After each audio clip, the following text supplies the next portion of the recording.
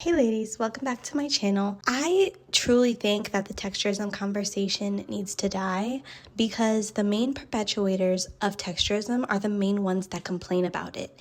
And as a brown skin, dark skin exotical myself, I find it hard to take those conversations seriously when the women who are complaining about it play into the stereotypes that are quote unquote harmful to them. So what I've experienced and what I've noticed is that a lot of unambiguous dark skinned women get up on social media and complain about their hair texture. If we ever see a video of an exotical, no matter the skin tone, with maybe a type 3 hair, showing off her hair, showing off her routine, showing off how she cares for it, if you were to scroll through those comments, you're seeing a lot of women comment, "My 4C hair could never." I see that so often on TikTok and on Instagram whenever I'm watching a video of an exotical or just a woman with a type 3 hair or type 2 hair showing off how they care for it. And I always wonder to myself, what does that have to do with anything? If I was watching a woman with type 2 hair as someone who has 3C hair show how they care for their curls or their waves, I would never comment in their comment section, "My 3C hair could never." Because what does that have to do with the video at hand? Like, what does that have to do with the person showing how they care for their 2B, 2C hair? It gives, you want attention. You want some type of validation. You want someone to like huddle around you and pat your back and make you feel better about the fact that you have kinkier, coilier hair that doesn't look like the person in the videos. And it's like, why are they normalizing being insecure out loud like this? When I see comments like that, I just feel like this type of insecurity is becoming normalized within the unambiguous dark skin community with women who have type 4 hair. It just comes off as very much like performative self-deprecation so that someone can come to your rescue and make you feel good about your hair, when that is your cross to carry. That is something you need to work on for yourself to make yourself feel comfortable and secure in your hair. No one else can do that for you. And so this is why I'm starting to feel like the texturism conversation is becoming very dull. It's becoming very tiresome, and I'm over it because these women are, in my opinion, looking for someone to feel sorry for them when your hair is not a handicap. So I came across 2 different videos on TikTok, and I want to show you ladies these videos because this proves my theory that a lot of unambiguous dark-skinned women who have type 4 hair and kinky hair tend to project their unhappiness with their hair onto exoticals or onto women who have the hair type that they desire. And this goes for any insecure person. They always project. That is the name of the game for them. When they can't deal with their own shortcomings, when they can't deal with their own insecurities, the things that they feel like are plaguing them or again are a handicap to them or what they perceive to be a handicap to them, they want to push it off onto other people and simultaneously blame you for how they feel about their own hair, their own bodies, their own lives, their own skin tones. And it's getting exhausting and quite frankly embarrassing. So I'm going to show you ladies these clips and then I'll come back with my 2 cents. I hate a bitch that be like, I could put water and conditioner in my hair and it just curl up. Curl up? Bitch, okay, the fuck? Cause we got out, nigger? What is you trying to say? Like, what? My shit curl up too with the conditioner and water. The fuck this house talking about? Like, what? Okay, so let's unpack this first video and then I'll show you guys the second one after I give my commentary. Let's just start with how she opened the video. I hate a hoe that is quick to talk about, oh, all I have to do is put water in my hair and it curls up. Why do you hate someone who tells you how they care for their natural hair? Let's just take a moment of silence to really let that sink in. Moment of silence, please. Okay. That's insane. You hate someone because they said that they can wet their hair and it'll curl up. Why do you hate someone because of how their hair responds to water? Yikes. Like, that is embarrassing. And, you know, there's some people that were in those comments that agreed with me. And then there were other people that were like, oh, it's a joke. She's trolling, blah, blah. Like J. Cole said, all jokes contain true shit. She genuinely feels like that. Was she saying it in like a trolly, joking manner? Maybe, yeah, like we can tell it's banter, but she said that for a reason. She got up, put her front camera on, recorded that video, watched it back, and posted it because she meant what she said. So you hate people that have hair that responds to water really well. Interesting. Then, I know I censored it, but she did say the N-word. She said, okay, because we have N type of hair, that means that you're, she's trying to say like, okay, like, and just because I may have N-word type of hair, mine still curls up when I put water and conditioner in it. And it's like, who are you debating with? Who is this invisible person who you are upset with that you feel the need to compare yourself to and say, well, just because my hair is N-word hair doesn't mean it doesn't curl up like yours? Girl, no one said that. But again, insecurities are so loud. And it's embarrassing how she posted this and was just so loud about her insecurities and just kind of told the world that she's intimidated by women who have a looser hair texture than her. She basically said that her hair is N-word hair. So who's really the culprit of texturism? Let's really internalize this video, because this is a prime example of what we talk about in the exotical space. They want to come over to our space and say we're featurists, texturists, and colorists, when we talk about how we care for our hair, how we love our hair, how we show love to, the women in our community who share the same hair type, how we, may spend a lot of money on products, or how our hair is so versatile, how we've never had to get a perm or a relaxer. And if you have, and if exoticals have, they're able to care for it and it grows really long. Why are they triggered by our conversations about how we love and care for our type 3 hair, type 2 hair, and in some cases, 4A hair? But on the flip side, they are in their communities comparing themselves to us. We don't get up and compare our hair to other women's hair.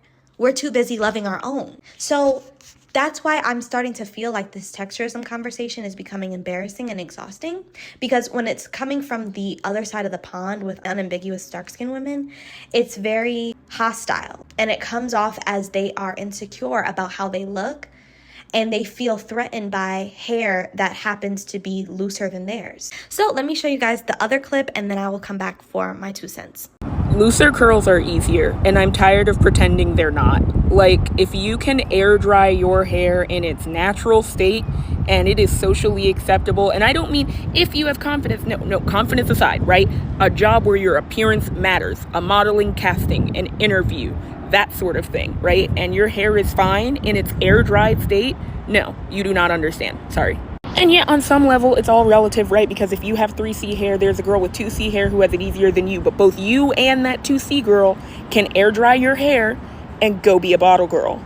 You can go to a modeling casting. You can go to an interview. And it doesn't have to be super long to where it's stretched to where it looks like a different texture. No, you could have hair down to here, right? Air dried, curly. If it's anything but type 4, you're good to go. And that's what I'm talking about. So before I give my 2 cents on this, I wanted to show you guys the comments that were in this video. Someone said, if y'all would stop looking at type 4 hair as undesirable and stop over manipulating your hair to fit societal beauty standards, we wouldn't care. We wouldn't care. Y'all just don't like the true state of y'all hair. Can I get an amen?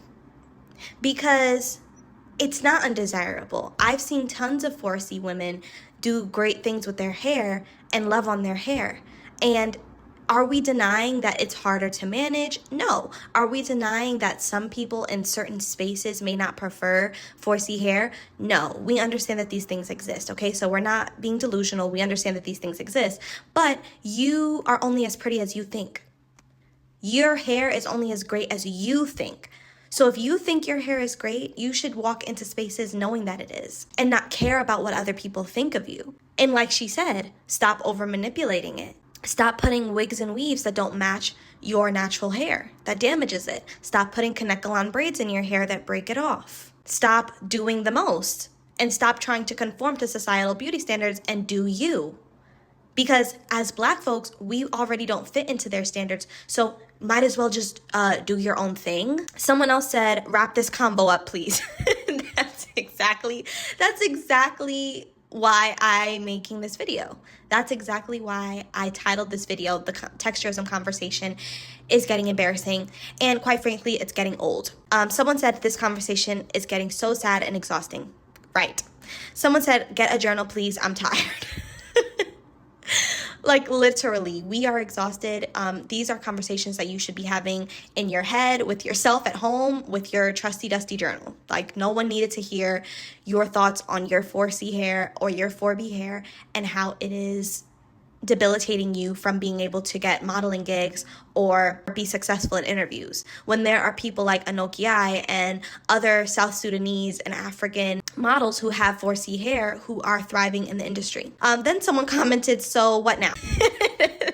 And all of these comments are just giving me life, because that's literally how I felt when I watched this. Like, what now? Like, what do you want us to do with this information? Yes, it's good to bring awareness to the struggles of women who may have, you know, a type 4C hair, or women who are dark skinned and have things a little bit more difficult in the world. Yes, we understand that. But this video, just the way she formulated it, oh, I'm tired of pretending that loose textured hair people don't have it better, or that 4C hair isn't hard, because it is. Okay, now what? Do you want us to do some type of like chemical processing to our hair so we can all experience what 4C hair is like? We understand, but what do you want us to do about it? Then we have some people who were kind of on her side. They said the way people gaslight those with 4C needs more love, and that's okay. They will never know our 4C struggles. You're absolutely right. We will never know unless we have 4C hair. But my thing is, why phrase the video in the way you did, as to like basically say 4C hair is just so difficult and it's so unacceptable, and the women who have curly hair that can be air dried, or curly hair that reaches their shoulder, are just so much more privileged and have it so much more better in life. Who's gaslighting you? No one came in the comments and gaslit 4C women in their experience. We just simply want to know why that matters. And why bring women who may have a looser hair texture into the conversation with you? Why can't you just talk about how you're unhappy with your 4C hair and how you have been maybe working to mitigate the situation? Notice how she didn't even include any type of solution within the video. It was all just complaining, miserable, negative rhetoric, and then had the nerve to drag type 3 hair women into the conversation so that we can feel some type of like guilt or something. Like, please girl, stop it. Then someone else wrote, okay, what now? And then someone also added, what does this conversation accomplish? That's the big question here. What does this conversation do for the community, if not divide us more? They love to come on the exotical channels, especially my channel, other exotical spaces, and talk about how we're divisive and we are bringing division to the community. Are we? Or are we just calling out what we are witnessing from the unambiguous dark skin community? Are we dividing, or are we finally uncovering the layers of victimhood and negativity and insecurity and internalized self-hatred that has been swirling around rampantly in the community and being projected onto women with looser hair textures, women with brown or light skin, women who are dark skin exoticals? Why is what we talk about so much more divisive than what these two dark skin women have come up on social media to talk about? I will close it out with what this last person wrote here, which is, okay, I still like my hair. Which, you know, I took that as she might have type 4 hair and she's not looking at it as a handicap. When I saw this person comment this, what I'm getting from it is, okay, yeah, I might have 4C hair like you. Yeah, my hair might not air dry in the most curliest state. Yeah, it may not be manageable, but I still like my hair though. So we're not all in the same boat when it comes to looking at our hair type as a plight. And man, did they chew her up under those comments when she wrote, okay, I still like my hair. You know, people don't like when there's contradictions or when there's exceptions to the quote unquote rule. And that's why a lot of unambiguous women who don't have inferiority complexes or who don't subscribe to the talking points and to the victimhood, they come over to the exotical space because they don't resonate with that level of insecurity, that level of internalized self-hatred, and that level of projection that they tend to pass on to exoticals, women with type 3 hair, women with lighter skin than them. So ladies, I'd love to have a conversation down below. Drop down in the comment section and let me know your thoughts. I'll also be leaving my email in the description box below so you can share your stories with me there as well. Have a lovely day, ladies.